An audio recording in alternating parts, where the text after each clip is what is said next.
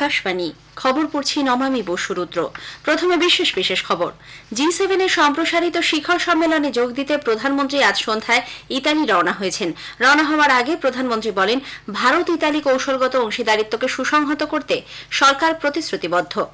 সংসদে লোকসভার অধ্যক্ষ পদে নির্বাচন হবে আগামী 26শে জুন। এবছরের নিট ইউজির 1563 জন পরীক্ষার্থীর গ্রেস নাম্বার বাতিল করার সিদ্ধান্ত নেওয়া হয়েছে বলে কেন্দ্র সুপ্রিম কোর্টে জানিয়েছে। 23শে জুন ওই পরীক্ষার্থীদের পুনরায় পরীক্ষা নেবে এনটিএ।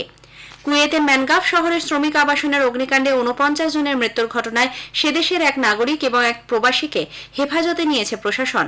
ভারতীয় শ্রমিকদের দেহ ফিরিয়ে আনার কাজ চলছে। লোকসভা ভোটের কারণে শিল্প সংস্থাগুলির জন্য স্থগিত থাকা বিভিন্ন ইনসেন্টিভ প্রকল্প আবার পুরোদমে চালু করতে পশ্চিমবঙ্গের মুখ্যমন্ত্রী মমতা ব্যানার্জি নির্দেশ দিয়েছেন। গভীর সমুদ্রে মাছ ধরার উপর সরকারি নিষেধাজ্ঞা আজ মধ্যরাতে উঠে যাচ্ছে। আসছে বিস্তারিত খবরে। G7 এর সম্প্রসারিত শিখর সম্মেলনে যোগ দিতে প্রধানমন্ত্রী নরেন্দ্র মোদী আজ সন্ধ্যায় ইতালির উদ্দেশ্যে রওনা হয়েছেন।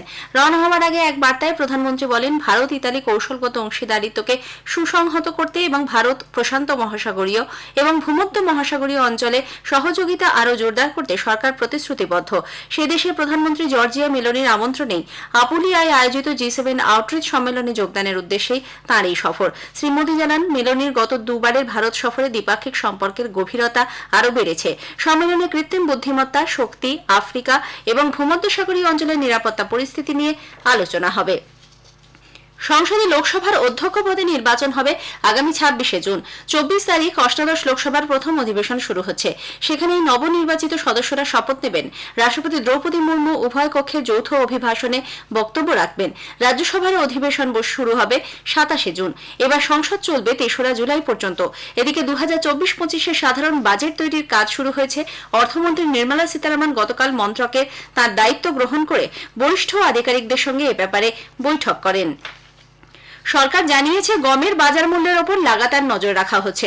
উপভোক্তা বিষয়ক এবং খাদ্য গণবণ্টন মন্ত্রক আজ এক বিবৃতিতে জানায়, দেশের বাজারে গমের দাম নিয়ন্ত্রণে রাখতে এবং যে কোনো রকমের অসাধু উপায় প্রতিহত করতে উপযুক্ত পদক্ষেপ নেওয়া হচ্ছে।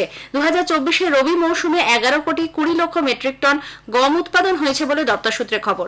এর মধ্যে ফুড কর্পোরেশন অফ ইন্ডিয়া চলতি মাসের 11 তারিখ পর্যন্ত 2,66,00,000 মেট্রিক টন গম সংগ্রহ করেছে। গণবণ্টন এবং অন্যান্য কল্যাণমূলক প্রকল্পের জন্য প্রয়োজনীয় 1,84,00,000 মেট্রিক টন গম বাদ দিলেও যথেষ্ট পরিমাণ শস্য মজুদ থাকবে বলে জানানো হয়েছে। এবছরের নিট ইউজির 1563 জন পরীক্ষার্থীর গ্রেস নাম্বার বাতিল করার সিদ্ধান্ত নেওয়া হয়েছে বলে কেন্দ্র সুপ্রিম কোর্টে জানিয়েছে। স্নাতক স্তরের ডাক্তারি পাঠ্যক্রমে ভর্তির পরীক্ষা নিয়ে অনিয়মের অভিযোগে শীর্ষ আদালতে মামলা হয়।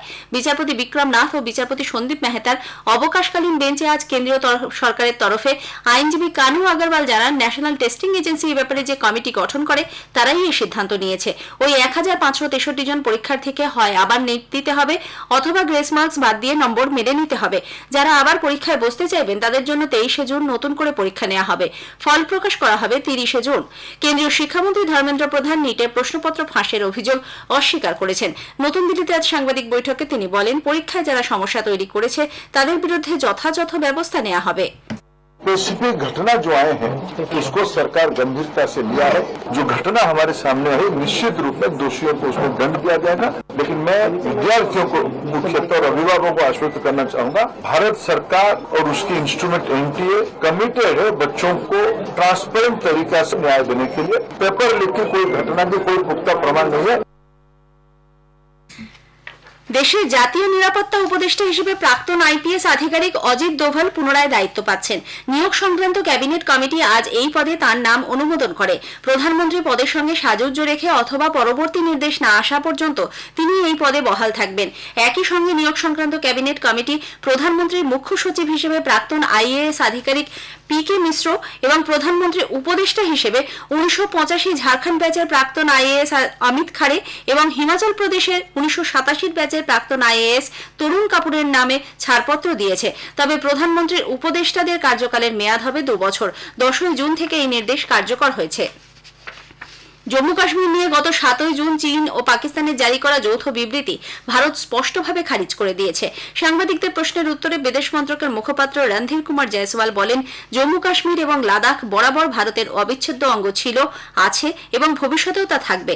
দেশের অভ্যন্তরীণ ব্যাপারে কোনো মন্তব্য করার অধিকার অন্য কোনো দেশের নেই বলেও তিনি উল্লেখ করেন। শ্রী জয়সওয়াল বলেন, তথাকথিত চীন পাকিস্তান অর্থনৈতিক করিডোর সিপিইসির অধীনে কয়েকটি প্রকল্পের কাজ ভারতীয় ভূখণ্ডের এমন কিছু এলাকায় চলছে যা পাকিস্তান জোর করে এবং অবৈধভাবে দখল করেছে। এ ধরনের কাজকে বৈধ বলে প্রতিষ্ঠিত করার জন্য অন্য কোনো দেশের উদ্যোগকেও ভারত প্রত্যাখ্যান করছে বলে তিনি জানান। কুয়েতের ম্যানগাফ শহরে শ্রমিক আবাসনে অগ্নিকাণ্ডে 49 জনের মৃত্যুর ঘটনায় সে দেশের এক নাগরিক এবং এক প্রবাসীকে হেফাজতে নিয়েছে প্রশাসন। তাদের বিরুদ্ধে গাফিলতির কারণে মৃত্যু, আঘাত এবং অগ্নি নিরাপত্তা নিয়ে অবহেলার অভিযোগ আনা হয়েছে। তদন্ত চলছে। এদিকে কেরালার স্বাস্থ্যমন্ত্রী বিনয় জর্জ জানিয়েছেন, ওই ঘটনায় রাজ্যের শ্রমিকদের মৃতদেহ ফিরিয়ে আনতে সব রকমের বন্দোবস্ত নেওয়া হয়েছে। প্রয়োজনীয় কাজ ইতিমধ্যেই সম্পন্ন। কোচি আন্তর্জাতিক বিমানবন্দরে আজ সন্ধ্যায় তিনি সাংবাদিকদের বলেন, ইতিমধ্যে মৃত 23 জনকে শনাক্ত করা গেছে, আরও 2 জনের পরিচয় জানার চেষ্টা চলছে। কোচি থেকে বিভিন্ন এলাকায় দেহ পৌঁছে দিতে প্রস্তুত রয়েছে 25টি অ্যাম্বুলেন্স। এ খবর আপনারা শুনছেন আকাশবাণী থেকে।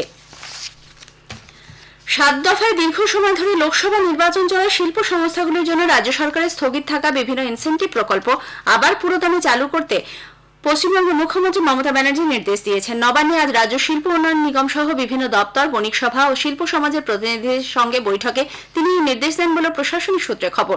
বিশ্ববঙ্গ বাণিজ্য সম্মেলনের প্রস্তুতি নিয়েও আজকের বৈঠকে আলোচনা হয়।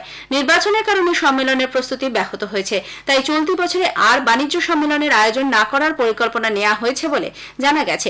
বদলে সেপ্টেম্বর মাসে দেশের বিভিন্ন রাজ্যের পাশাপাশি ভিন দেশের রাজ্যের বিনিয়োগ সম্ভাবনা তুলে ধরে প্রচার চালানো হবে।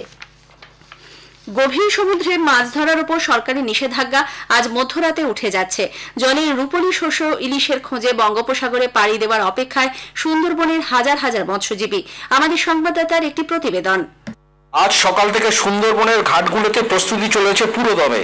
ট্রলারে চলেছে গঙ্গা পুজো, এমনকি গভীর সমুদ্রে ট্রলার দুর্ঘটনার কথা মাথায় রেখে ডায়মন্ড হারবার, নামখানা, ফ্রেজারগঞ্জ, কাকদ্বীপ, রায়দিঘি, পাথর প্রতিমা, কুলতলি ও সাগরদ্বীপের মৎস্যজীবীদের সতর্ক ও সচেতন থাকতে বলা হয়েছে। পাশাপাশি কড়া নজরদারি শুরু করেছে জেলা মৎস্য দপ্তর। জেলা মৎস্য দপ্তর সূত্রের খবর, 1000 খানেক ট্রলার গভীর সমুদ্রে পাড়ি দেবে। পরে ধাপে ধাপে ট্রলারের সংখ্যা বাড়বে। প্রত্যেকটি ট্রলারে 15 জনের বেশি মৎস্যজীবী নেওয়ার উপর নিষেধাজ্ঞা জারি করেছে মৎস্য দপ্তর। গভীর সমুদ্রে যাওয়া প্রত্যেকটি ট্রলারে বিপদ সংকেত যন্ত্র বা ড্যাট রাখা বাধ্যতামূলক করেছে মৎস্য দপ্তর। পাশাপাশি প্রত্যেক ট্রলারের মৎস্যজীবীদের লাইফ জ্যাকেট ও পর্যাপ্ত পরিমাণ খাবার ও ওষুধ মজুত রাখতে বলা হয়েছে। গৌতম মন্ডল, আকাশবাণী সংবাদ, দক্ষিণ 24 পরগনা। আমেরিকার কেন্দ্রীয় ব্যাংক ফেডারেল রিজার্ভ সুদের হার 5.25 থেকে 5.50% মধ্যে বেঁধে রাখার সর্বসম্মত সিদ্ধান্ত নিয়েছে। উপভোক্তা মূল্য সূচকের ঊর্ধ্বগতি সত্ত্বেও সুদের হার কমানো নিয়ে ফেডারেল রিজার্ভের উদ্বেগ এই ঘোষণার প্রতিফলিত হয়েছে বলে মনে করা হচ্ছে। মূল্যবৃদ্ধি 2% নামিয়ে আনা দীর্ঘমেয়াদী লক্ষ্যমাত্রার দিকে দেশের অর্থনীতি মোটামুটি এগিয়েছে বলে জানিয়েছে মার্কিন কেন্দ্রীয় ব্যাংক। গত মাসে বার্ষিক উপভোক্তা মূল্য সূচক সামান্য কমে দাঁড়ায় 3.3%। রাষ্ট্রসংঘ জানিয়েছে 2023-এর গোড়ার দিক থেকে এবছরের মে মাস পর্যন্ত সারা বিশ্বে রেকর্ড সংখ্যক 12 কোটি মানুষ বাস্তুচ্যুত অবস্থায় দিন কাটাতে বাধ্য হচ্ছেন। রাষ্ট্রসংঘের উদ্বাস্তু সংস্থার গ্লোবাল ট্রেন্ড রিপোর্টে এই নতুন তথ্য উঠে এসেছে। 2023-এর শেষ দিক নাগাদ সংঘর্ষ, হিংসা, মানবাধিকার লঙ্ঘন, আইন শৃঙ্খলা পরিস্থিতির ভয়ানক অবনতি এবং দেশ ছেড়ে পালিয়ে যেতে বাধ্য হয়ে বাস্তুচ্যুতদের সংখ্যা দাঁড়িয়েছে কমপক্ষে 11,73,00,000 মতো। বিভিন্ন দেশের মধ্যে চলতি সংঘর্ষ উদ্বাস্তু সমস্যাকে আরো ত্বরান্বিত করেছে। Myanmar, Afghanistan, Ukraine, Palestine, Congo, Somalia, Haiti, Syria এবং আর্মেনিয়া এইসব দেশগুলির মধ্যে অন্যতম। ইসরায়েলের বিদেশমন্ত্রী ইসরায়েল কাটজ আজ সন্ধ্যায় বিদেশমন্ত্রী এস জয়শঙ্করকে ফোন করেন। দুই মন্ত্রী ভারত ও ইসরায়েলের মধ্যে সহযোগিতামূলক সম্পর্ক আরও এগিয়ে নিয়ে যাবার ব্যাপারে দায়বদ্ধতার কথা পুনর্ব্যক্ত করেছেন। অষ্টাদশ মুম্বাই আন্তর্জাতিক চলচ্চিত্র উৎসবে ন্যাশনাল জিওগ্রাফিকের তথ্যচিত্র Billy and Molly and otter love story উদ্বোধনী চলচ্চিত্র হিসেবে প্রদর্শিত হবে। ছবিটি 15 জুন একই সঙ্গে দিল্লি, কলকাতা, চেন্নাই এবং পুনেতে দেখানো হবে। এছাড়াও 17 তারিখ দিল্লিতে, 18 জুন চেন্নাই, 19 তারিখ কলকাতা এবং 20 তারিখ পুনেতে আয়োজিত রেড কার্পেট অনুষ্ঠানে এটি দেখতে পাবেন দর্শকরা। উল্লেখ্য, চার্লি হ্যামিল্টন জেমস নির্দেশিত 78 মিনিটের ইংরাজি ছবি Billy and Molly and otter love story এক ব্যক্তি এবং একটি বন্য অটারের মধ্যে বন্ধুত্বের হৃদয়স্পর্শী গল্প। শেষ করার আগে খবরের বিশেষ কিছু অংশ আরও একবার। G7 এর সম্প্রসারিত শিখর সম্মেলনে যোগ দিতে প্রধানমন্ত্রী নরেন্দ্র মোদী আজ সন্ধ্যায় ইতালি রওনা হয়েছেন। রওনা হওয়ার আগে তিনি বলেছেন, ভারত ইতালি কৌশলগত অংশীদারিত্বকে সুসংহত করতে সরকার প্রতিশ্রুতিবদ্ধ। সংসদে লোকসভার অধ্যক্ষ পদে নির্বাচন হবে আগামী 26শে জুন। কুয়েতের ম্যানগাভ শহরের শ্রমিক আবাসনে অগ্নিকাণ্ডে 49 জনের মৃত্যুর ঘটনায় সে দেশের এক নাগরিক এবং এক প্রবাসীকে হেফাজতে নিয়েছে প্রশাসন। ভারতীয় শ্রমিকদের দেহ ফিরিয়ে আনার কাজ চলছে। খবর শেষ হলো।